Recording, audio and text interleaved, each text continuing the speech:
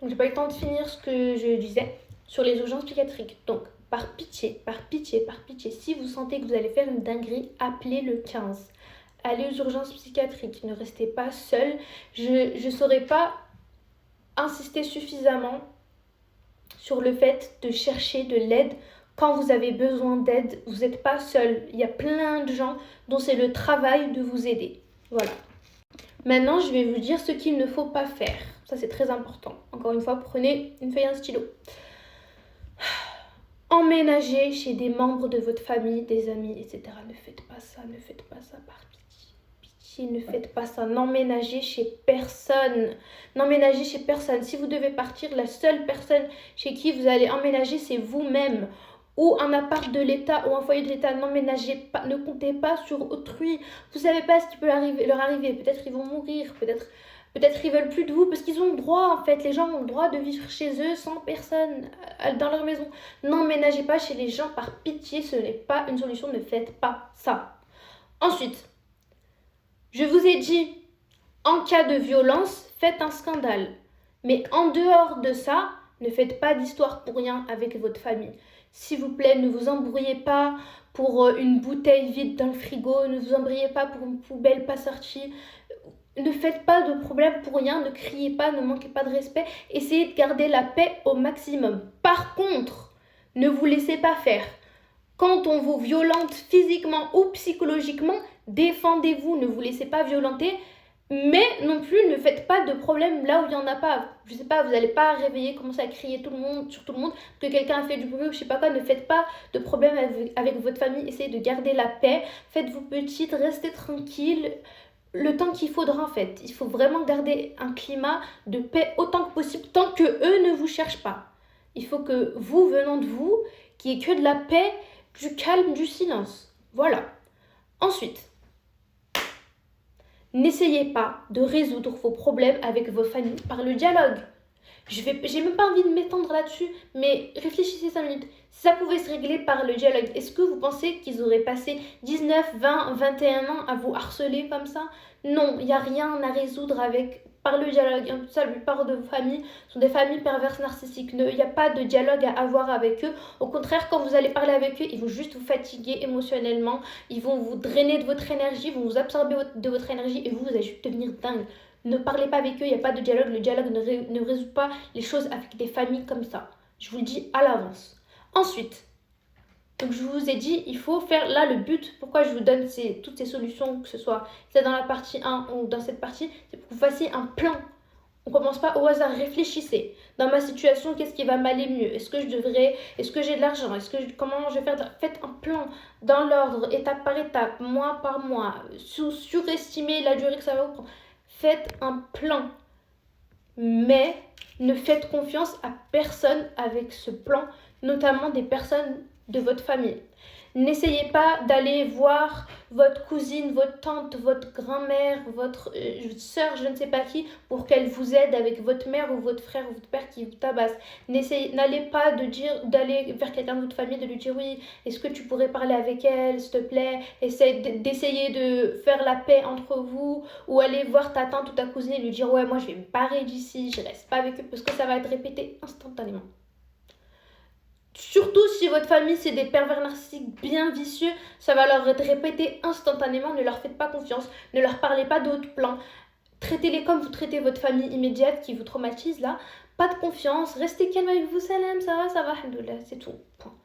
Pas de discussion, ne leur faites pas confiance, ne leur faites pas confiance, ne leur faites pas confiance. Voilà, j'espère que vous avez bien compris. Ensuite, très très très important, s'il vous plaît, ne commencez pas à vouloir sortir, à vouloir fuguer pour sortir la nuit, prendre des substances, avoir des mauvaises fréquentations, etc. Je comprends, mais je vous comprends à 100%, je comprends que vous ayez besoin ou envie de faire ces choses-là, peut-être pour foutre la mort à vos parents, à vos familles, en gros en dépit d'eux, vous voulez faire des choses comme ça parce que vous avez besoin, je sais pas, vous avez besoin d'être dans des états seconds, je sais pas c'est quoi votre problème.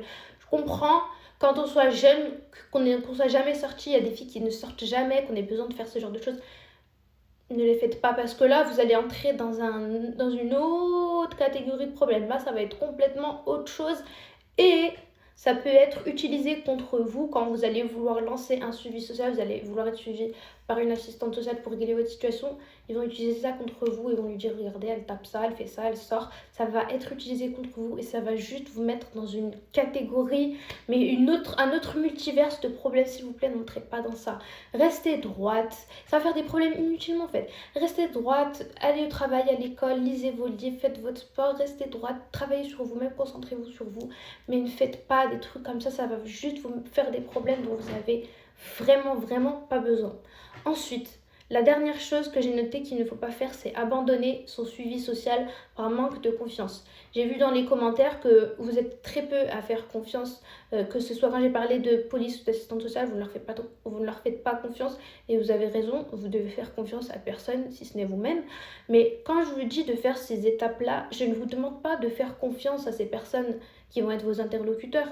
Je vous dis que le système a mis des choses en place.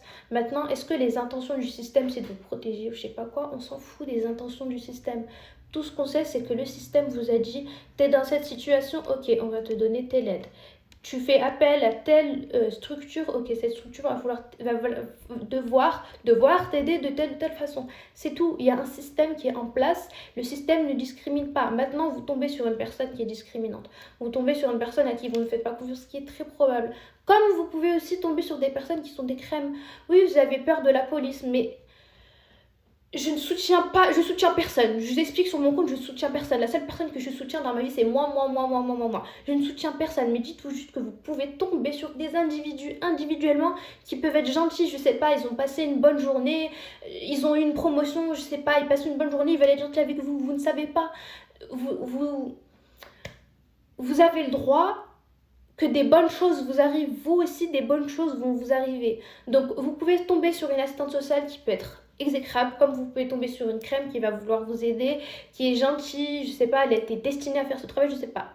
Mais en tout cas, le but, c'est pas la personne que vous avez, c'est pas de compter sur la personne que vous avez en face en tant qu'individu. Cette personne est un biais qui va vous permettre d'accéder aux services et aux aides qui ont été destinées en fait aux personnes qui sont dans votre situation. Encore une fois, je ne vous demande pas de faire confiance à ces gens-là individuellement. Donc, n'abandonnez pas votre suivi parce que vous ne leur faites pas confiance. Si vous commencez à avoir des doutes et vos familles commencent à vous dire ouais mais elle, au cas où ils sont là pour faire ça, elle veut pas ton bien, parce ils vont commencer à vous dire, à vous mettre des west dans le crâne, à vous dire oui ils sont pas là pour toi, tu crois qu'ils sont là pour toi, tu veux être une guerre, tu crois que les guerres ils vont t'aider, je sais pas, des trucs comme ça, ils vont vous mettre des trucs comme ça dans le crâne, mais ne les écoutez pas, d'accord? Et si vous essayez d'avoir accès par exemple à la police et qu'on ne vous prend pas au sérieux, si vous essayez de porter plainte ou de faire une mesure d'éloignement, harcelez-les. En fait, la bureaucratie en France c'est long. Il faut les harceler en fait. Quand vous harcelez pas les gens, vous allez rien avoir. Harcelez-les. Vous avez, je sais pas, la personne que vous avez eue à l'accueil, elle était pas sympa, revenez encore et encore. Harcelez. Votre assistante sociale ne vous plaît pas, vous lui faites pas confiance. Trouvez quelqu'un d'autre, faites un courrier pour avoir une autre assistante sociale, c'est faisable. Vous n'êtes pas obligé de vous taper les personnes. Pareil, si vous allez à la mission locale, vous pouvez demander à changer la personne qui vous suit. Il y a toujours une solution, mais juste par petit, faites quelque chose, ne restez pas dans cette situation. Je vous dis ça parce que vraiment, vous êtes des filles tellement intelligentes, vous avez toute votre vie devant vous, vous êtes jeunes, et c'est tellement triste que vous ne pensiez pas à vous-même de cette façon, vous pensez que à votre famille, et eux ne pensent pas à vous en fait. Si vous pensez qu'un jour ils vont se réveiller, ils vont se dire et si tout ce que j'ai fait pendant les 20 dernières années, finalement c'était pas si sympa que ça. Ok, je vais changer de comportement. Ouais. Après, vous allez tous vous tenir par la main et faire la ronde et chanter We are the world, we are the children. Ça va pas se passer comme ça. Votre famille ne vont pas vous créer un avenir meilleur. Levez-vous, créez votre avenir, construisez votre vie par pitié.